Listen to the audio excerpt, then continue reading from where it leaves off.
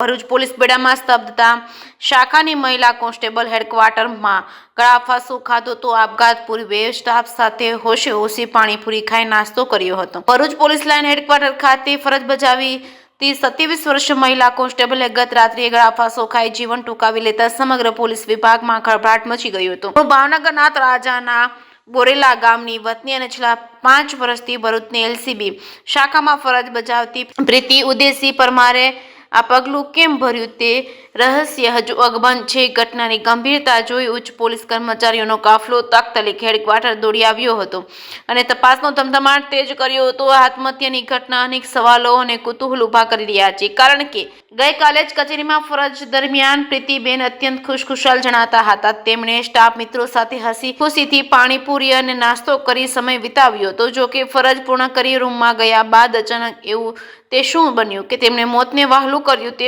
Police માટે તપાસનો વિષય બન્યો છે। બી ડિવિઝન પોલીસે અકસ્માતે મોતનો ગુનો નોંધી મૃતદેહને પેનલ પીએમ અર્થે સિવિલ હોસ્પિટલમાં ખસેડવામાં આવ્યો હતો। સાચું કારણ જાણવા માટે પોલીસ હવે મૃતકના પરિવારજનો અને સહકર્મીઓની સઘન પૂછપરછ કરી રહી છે। જે કે સિંહ સાથે કેતન મહેતા, ભરૂચ।